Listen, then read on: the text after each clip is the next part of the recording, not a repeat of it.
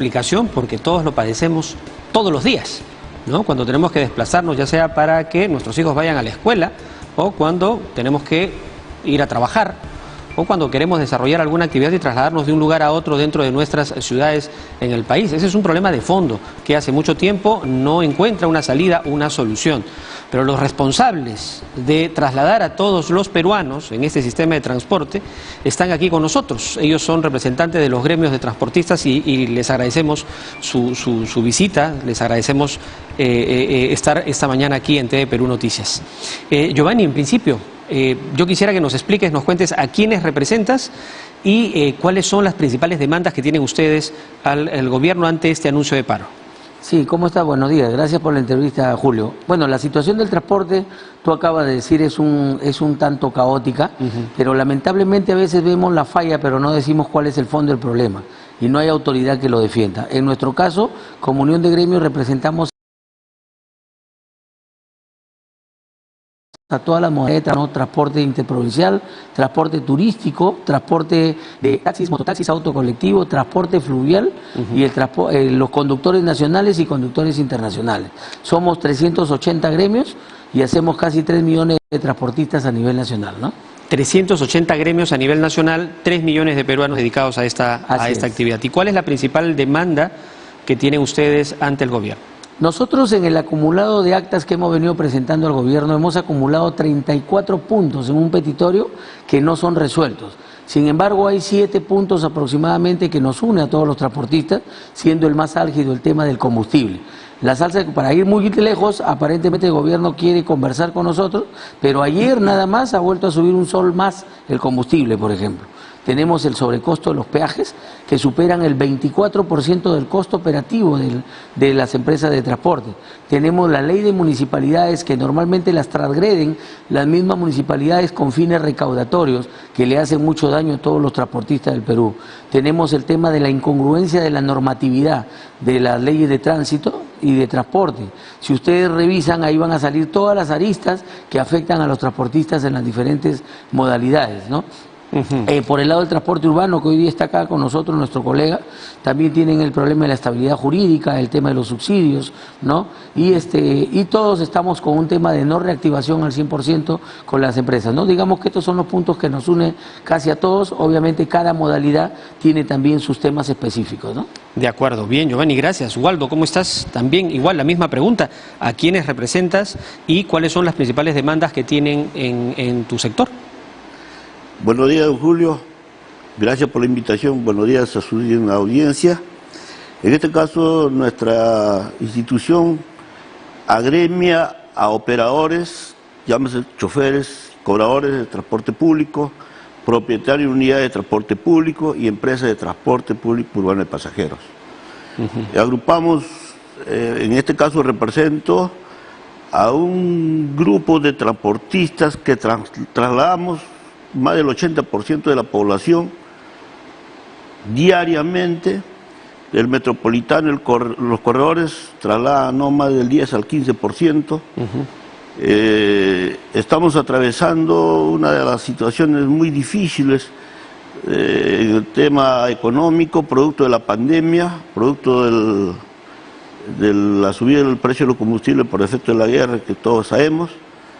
Y la verdad hemos presentado una serie de documentos solicitando al Estado peruano haga su intervención para que pueda apoyar y rescatar a este sector que si no, palabras equivocarme, ya está quebrado ya. Hay letras de deudas que no se están pudiendo pagar, hay vehículos que no se están pudiendo refaccionar. Prácticamente en los talleres hay un montón de vehículos que no salen por falta de recursos económicos, y la informalidad está haciendo aprovechamiento de eso para hacerse de nuestro mercado, con el consecuente perjuicio para el público usuario. En esta oportunidad estamos en conversaciones con la autoridad para solucionar los problemas que desde hace más de medio año se han presentado y aún no encontramos solución a los problemas. De acuerdo. En tu caso representas a los transportistas formales. Correcto. Los que están debidamente registrados, tienen personería jurídica, es decir, cumplen con todas las normas. No a la informalidad, no a los que hacen trabajo de transporte informal.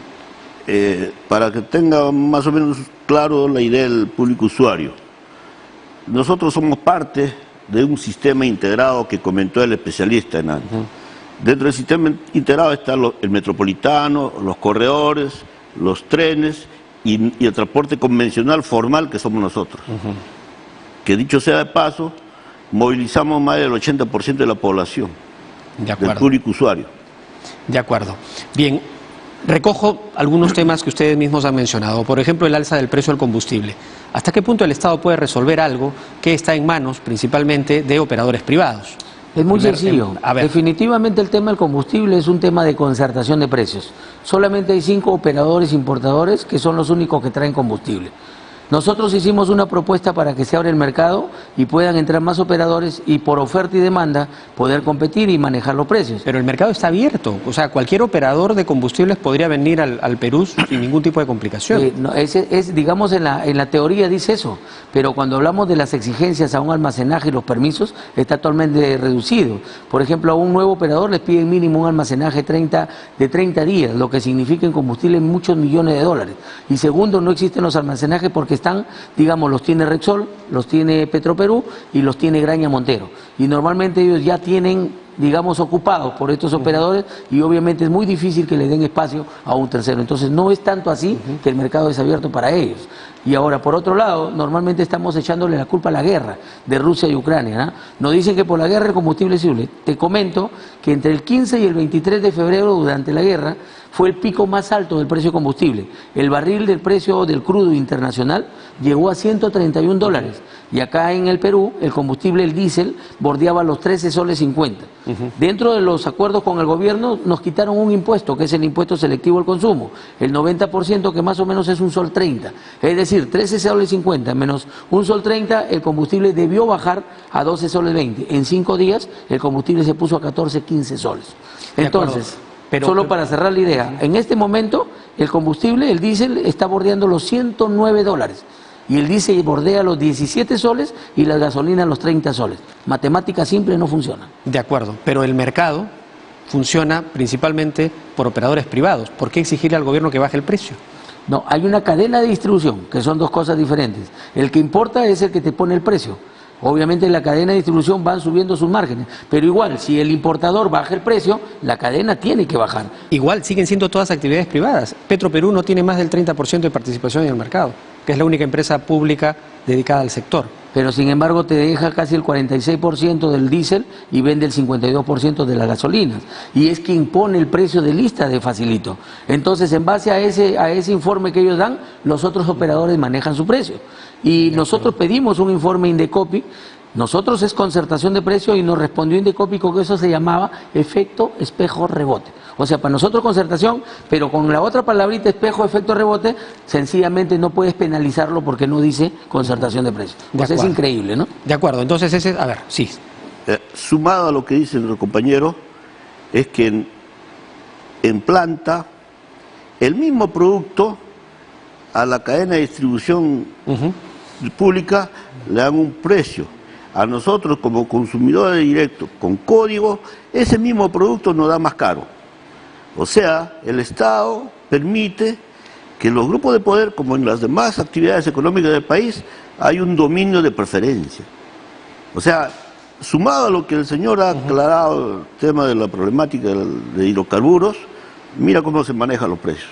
De acuerdo. Imagínense que nosotros tenemos que pagar un combustible que la cadena de distribución paga un precio menor. Pagamos casi 50% más por galón. 50 centavos más por galón, perdón. De acuerdo. Me queda claro. Yo creo que el problema del precio de combustibles es un problema para todos, absolutamente para todos.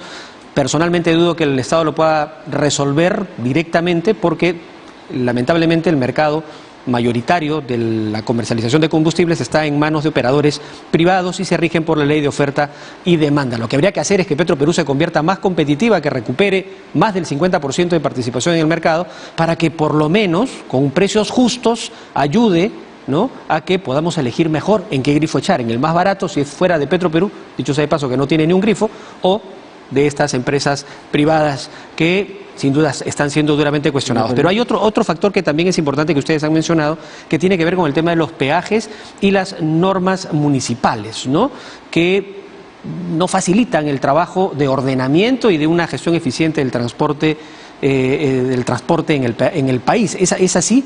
Por favor. Sí, te comento. En el 2009, en el caso del transporte de carga, el costo del peaje representaba el 2.99% de nuestro costo operativo. En este momento el peaje representa el 24% de nuestro costo operativo. ¿Qué es lo que sucede? Los contratos de concesiones están amanatados a que cada ciertos tiempos, 6 meses, van aumentando su precio. Sin embargo, estas concesiones han sido contratadas para invertir y hacer carreteras y todo lo demás. Sin embargo, nosotros los transportistas de ruta, sobre todo, tienes que pagar peajes que muchas veces las carreteras ni siquiera están terminadas. Entonces, en ese sentido tenemos un problema. Y en Lima es la única ciudad donde para cruzar de Ancón a Lurín pasa 6 peajes. En ninguna ciudad del mundo dentro de la ciudad hay peajes, solamente en Lima. Y nosotros en el transporte de carga, cruzar la ciudad a un camión de 6 ejes le cuesta 279 soles. Para que ustedes tengan una idea. 279 soles. Y pasamos por el caos, tenemos la demora. O sea, el peaje no te sirve de nada, porque sencillamente te mezclas con el resto de la ciudad, no tienes una vía favorita, y lo peor de todo que estos señores han cerrado todo, con ayuda de la municipalidad, todas las vías alternas para obligarte a pasar por el embudo, y no hay otra forma de cruzar Lima. Entonces, esto es lo que viene pasando, y lo que nosotros pedimos es la revisión de contratos, porque ni siquiera funciona el TEC, que es un tema donde si tú te pasas los 5 minutos, automáticamente las tranqueras se hablan. Acá pasas 30 minutos en un peaje, sigues parado, pagas lo mismo, y nadie te responde por nada. Le preguntamos a Ocitran, nos dijo que ese aplicativo solamente se podía andar con algunas concesionarios. Caso Lima y Callao, no hay ese sistema porque lamentablemente el juez y parte es la Municipalidad de Lima. Entonces no hay forma de fiscalizarlo, supervisarlo, porque ellos tienen ese control. Y a nivel nacional, pues ni qué diremos, una serie de falta de servicios, o sea, son buenos para cobrar, pero el sistema de servicios no son los más recomendables, ¿no? Waldo. En el caso nuestro, los peajes se pagan por eje, y mira, un vehículo, un bus que se da 3 o 4 vueltas al día, por cada vuelta está pagando 12 soles. En 4 vueltas está pagando 48 soles. Estamos hablando de un dinero por eje, estamos hablando de un costo que incrementa la estructura operativa de una unidad móvil. Imagínense día por día, año tras año, cuánto dinero se queda en los peajes, producto de la cantidad de unidades que tenemos trabajando y cruzando los peajes. De acuerdo. Mi pregunta es la siguiente. ¿Consideran que una medida de fuerza como la paralización del sistema de transporte, es decir, inmovilizar a todo el país, es una vía para poder resolver problemas que, por lo que están mencionando ahorita, solo 2 de los que seguramente están discutiendo en conversaciones con el Ministerio de Transportes y Comunicaciones, permitiría realmente encontrar una solución, una salida? ¿Sabes cuál es el problema, Julio? Y te comento así directamente. Este tema no viene de una paralización de mañana, por decir, sino es un tema que, por ejemplo, nosotros firmamos unas actas de compromiso con el gobierno en el paro de las actas del 6 y del 7 de noviembre. Nos pidieron 30 días porque ya habíamos trabajado incluso mesas técnicas, y reconozco que gran parte tampoco es problema de este gobierno, sino viene arrastrándose. Sin embargo, había un compromiso de avanzar con mesas técnicas, y lamentablemente el 8 de noviembre decidimos ir a una paralización. Entonces, en aras de llegar a un consenso, conversamos con la autoridad, y el día 6 se firma el acta con el transporte de carga y el día 7 con el transporte multimodal. Entonces ellos nos pidieron 15 días, ni siquiera 30, que en 15 días ellos iban a resolver la mayoría de los problemas. Confiamos en eso, firmamos un acta con los ministros de aquel entonces y todos los que estaban ahí, y nosotros decidimos no darle 30 días, hemos esperado 180 días. Durante este tiempo, a partir de enero, se congelan las mesas, no se avanza nada, en marzo empezamos a presionar, finalmente se toman algunas mesas a medias y no habían resultados. Entonces, al ver que no había respuesta, la única salida que tenemos para que nos escuchen es volver a programar otro paro que se hizo el 28 de marzo y el 4 de abril. Ese paro, porque siempre carga va separado en el multimodal y es más o menos la mecánica cómo se maneja. Entonces, el 4 de abril nosotros volvemos a anunciar un paro, y después de varios días, a pesar de todo, el día 9 se firma una siguiente acta. Y esta acta sumaba los problemas de noviembre, más los nuevos, que ahora para nosotros son 34 puntos en el petitorio.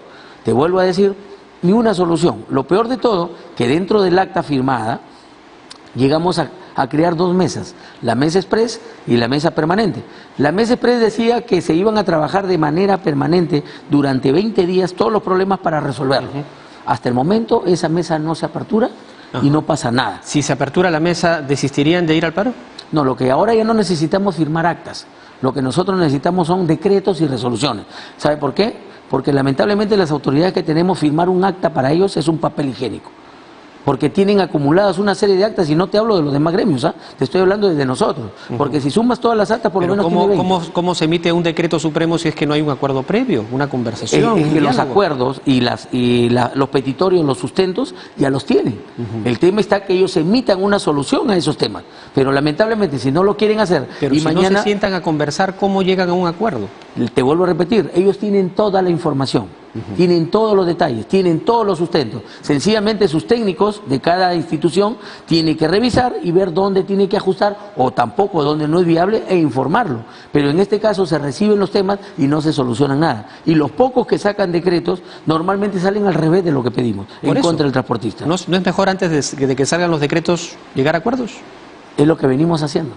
Si te comento que hay varias actas, hemos ido a acuerdos, hemos sentado con ellos, hemos ido a las mesas. Lamentablemente nos escuchan, nos miran, y cuando regresas hay otro ministro, hay otro funcionario, y de ahí te dicen: lo que conversaste ayer no sé nada. ¿Puedes volverme a contar la historia? Le vuelves a contar la historia. Entonces pasa en un tiempo, otro ministro, otro funcionario, la misma historia. ¿Y sabes qué? Nosotros no somos juguetes, Julio. Al transportista se le debe respetar, porque movilizamos toda la carga y movilizamos los pasajeros del país. Yo por lo menos merecemos Giovanni. Respeto en ese sentido. Muy bien, Giovanni. ¿Y en tu caso? Igual. El diálogo, la conversación sí continúa. Ustedes a las 11 de la mañana tienen una reunión. Muy a pesar de que han tenido suficiente tiempo desde noviembre hasta la fecha, que han podido solucionar los problemas, que no son tan difíciles de solucionar. Sin embargo, mira, hemos tenido que llegar a esta segunda convocatoria de medida de fuerza para que nos llamen y podamos sentarnos a intentar solucionar los problemas. Sin embargo, estamos ya a un día de la paralización y todavía no tenemos nada concreto. Esperamos que el día de hoy haya algo concreto, porque, como dice el compañero, hemos firmado actas con la mejor voluntad, pero nada de eso se ha concretado. Sin embargo, queremos dejar claro que nosotros lamentamos que los perjudicados sean el público usuario al quienes nosotros servimos. No hubiésemos querido llegar a esto, porque no es agradable llegar a esto. Sin embargo, si no paramos para exigir la solución de estos problemas, igual vamos a parar cuando nuestras unidades de por sí ya no dan para más, cuando nuestras empresas terminen quebradas, cuando nuestros transportistas terminen enfermos porque va a campear las enfermedades propias de pandemias, y la verdad, estamos en emergencia. Quiero dejar claro Entiendo que ya hay algunos puntos de acuerdo, faltan algunos otros nada más que podrían definirse hoy. Mira, y eso haría que ustedes no paren. Mira, nosotros de los 9 puntos que habíamos presentado en su oportunidad en noviembre, cuando hicimos el primer paro, tenemos 4 que el gobierno en este momento tiene en su agenda y que le hemos exigido que lo revise. El tema de la estabilidad jurídica. Nosotros tenemos muchos años con autorizaciones por 3 meses, 6 meses, 9 meses, pese a que en las normas de tránsito, en las normas nacionales, se nos dice que la autorización para hacer el servicio de transporte público es por 10 años. Sin embargo... Pero eso es competencia de los municipios, de los gobiernos locales.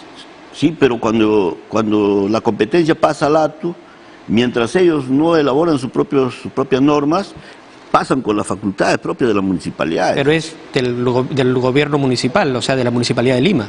Exacto, pero no ellos, del gobierno central. Pero para otras cosas lo siguen usando, para sancionar, para hacer una serie de actividades que ellos hacen todos los días, lo siguen usando esas normas. Pero sin embargo, para autorizarnos, no tienen competencia. ¿Y están en la reunión que van a tener hoy participando los de la Municipalidad de Lima también? La Municipalidad de Lima ya no participa ya. ¿Por qué? Porque ya no tiene competencia en el tema de transporte público de pasajeros. Es el ATU y es el Ministerio de Transporte que está participando. De acuerdo. Adicionalmente, es el tema económico, producto de la crisis que estamos pasando. Mira, don Julio, acá tengo una norma que es del 2019, cuando no había pandemia, cuando los tiempos eran normales. Y acá el Estado, viendo la política de transporte del Perú, dice, no, saca un decreto supremo que aprueba la política de subsidio del transporte urbano de pasajeros del sistema integrado de transporte. O sea, en tiempos normales, ya el Estado se da cuenta que tiene que apoyar al transporte subsidiándole. ¿Por qué? Porque el transporte público es una actividad de necesidad pública. Sacan esta norma. Nosotros, por esta crisis, estamos solicitando un subsidio. Mira, a pesar de que... ¿Un subsidio para qué? ¿Para renovar los vehículos y para tener un ingreso que les permita operar? El subsidio es para compensar lo que en época de pandemia, donde nosotros no paramos nuestra actividad, porque es una actividad de primer orden, nosotros hemos perdido ingresos hasta del 90%. Nuestros vehículos han estado andando vacíos a los primeros meses de pandemia. Hemos cumplido los protocolos de bioseguridad, todo lo que el Ministerio de Salud ha exigido hemos cumplido, pero a costa prácticamente de nosotros. Entonces, ese perjuicio económico debería ser compensado con una política de subsidio que el Estado ya lo reconoce. Sin embargo, al sector que traslada el 10% de los pasajeros diarios, que es el metropolitano y los corredores, le dan todos los meses subsidios.